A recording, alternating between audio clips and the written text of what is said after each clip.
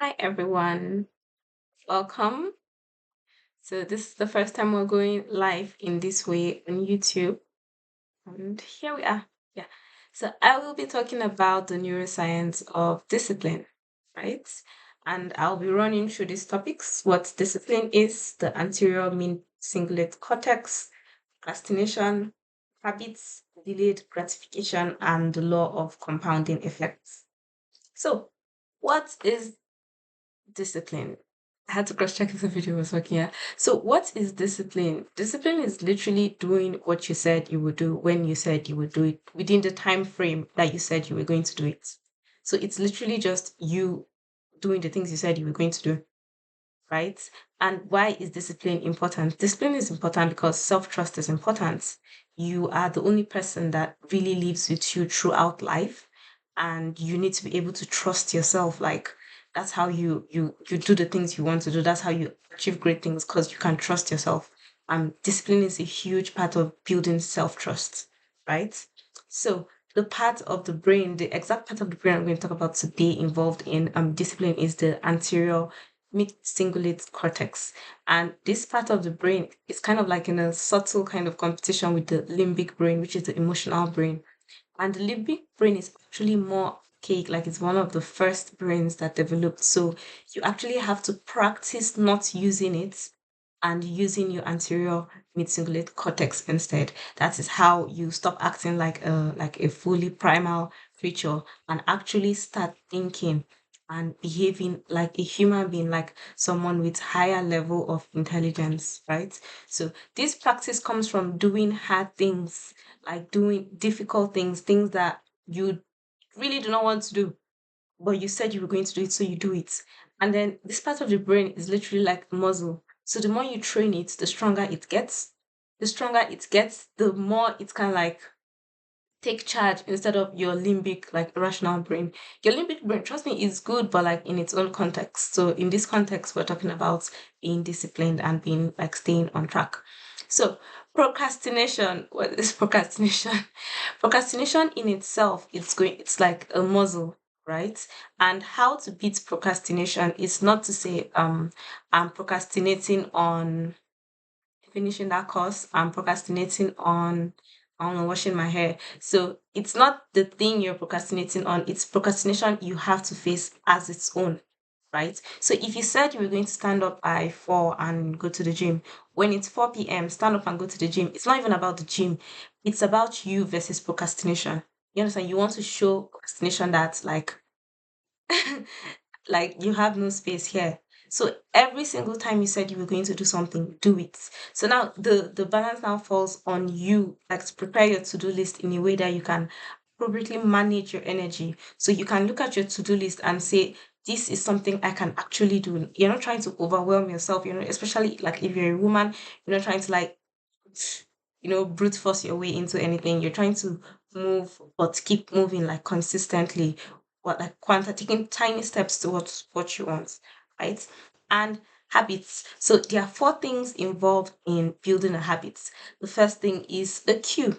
So let's say, for instance, the habit of drinking like energy drinks.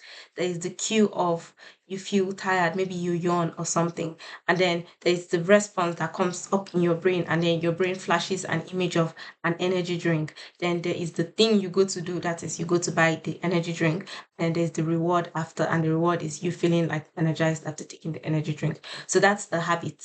So to create habits, you have to do the same process. To stop habits, you have to reverse the process. So let's say in procrastination now, we want to create a habit of constantly beating procrastination. When the cue comes, that is, you have to do something and you're like, oh, I don't want to do it. That's the cue. The response in your brain used to be thinking of the perfect excuse as to why you should not do it. But this time, instead of that excuse, you replace it with the thought that I'm beating procrastination, right? And that changes your response, because if you want an excuse for something, you will always find like a thousand really good excuses why you should not do something. But if you have a singular goal is to beat procrastination every time, you're going to get up and do the thing, and you're going to get the reward, which leads to the next topic: delayed gratification. You have to like literally like just get used to delayed gratification. That's how the really really good things come.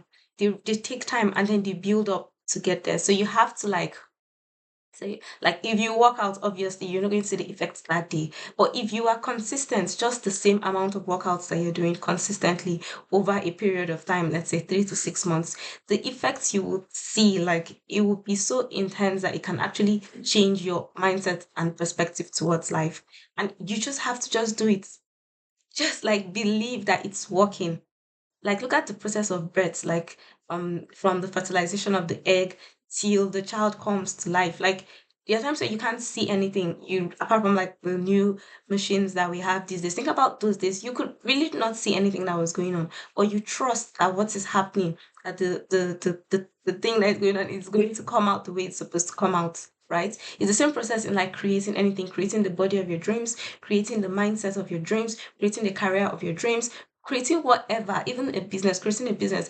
There are periods where like the beginning, like it feels like nothing is happening, but it is birth. Birth is messy. You just have to like go with it and trust that it's going to come true, because it's going to come true. It's literally like, yeah, the last law of compounding effect. Exactly. It is a law.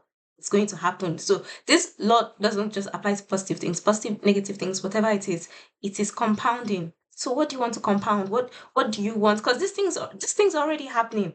You are already building habits. You're constantly doing habits. You're already delaying gratification of something. It could be a bad thing.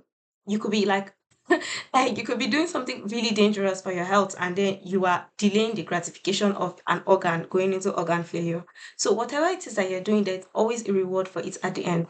So what do you want to compound? Like what do you want to be seamless? What do you want to be easy? What do you want to be effortless in your life? Start doing little bits of it. That's why like quantum leaping comes from, like quanta is the tiniest steps you can take. As long as you take that step and you keep on taking the steps, it will seem to someone like, oh my god, how did this person get here? But it was just those tiny things. So yeah, that's it for today. It actually really feels weird because I'm on a different platform, but we'll get it together. We're getting it together. Yeah. Talk to you soon. Bye.